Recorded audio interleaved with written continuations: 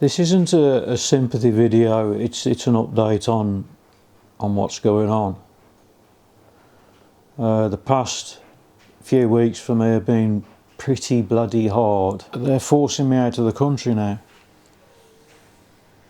They seem to be forcing me out. The government said I'm not disabled enough. But they don't know what it's like. If I don't take the precautions that I do, like, as soon as my muscle starts twitching, that's when I have to lie down. If I don't lie down, within about half an hour, I'm in trouble and it starts really hurting, and the next day I'm off my feet.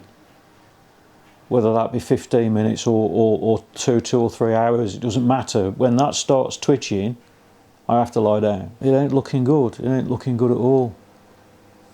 I just don't know what the future's going to be. But if I do end up that I've got to go, I've got so much stuff, and it's either going to be sold or given away. The scooter I've sold, the FQS. I've got my other scooter, that's going to have to go.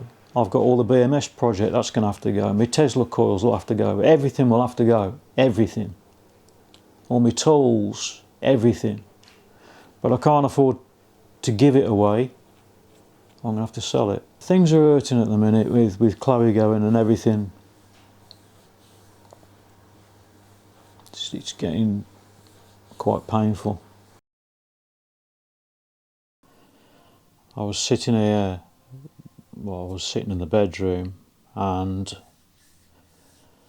I started sweating quite badly.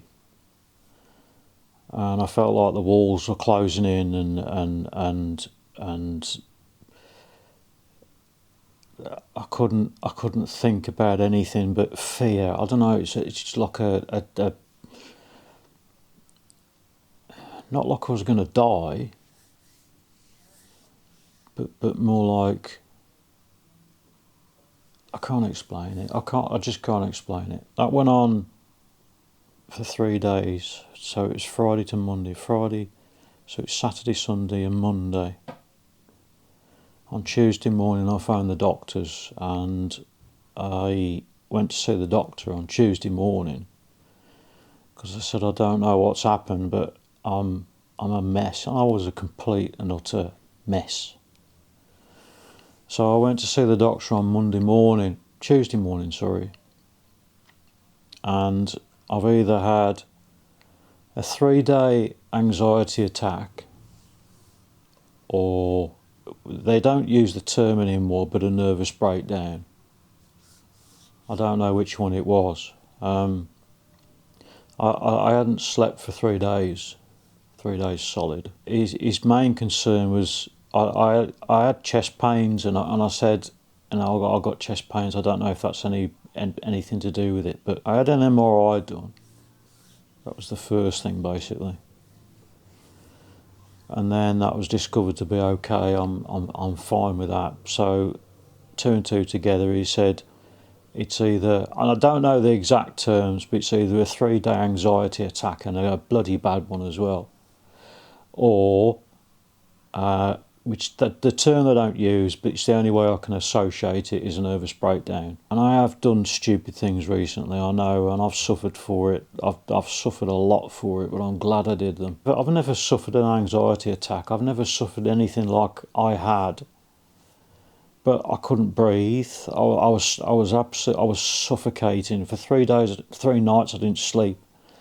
I was absolutely suffocating. I felt like all the walls were closing in on me. This might be the kick up the arse that I need to do what I want to do in life, to get out of this country and start living again. I haven't lost Chloe. Chloe's not in this country anymore. I'm not going to see her. I'm not too bothered about that. But I've lost my only moral support, I suppose. I don't like asking for help, let alone going for help. But I had to go to the doctors because I was scared shitless. It scared the living crap out of me. For 3 days, I've got to think of a future that I can look forward to. I don't know what that future is yet. I'm unsure about it.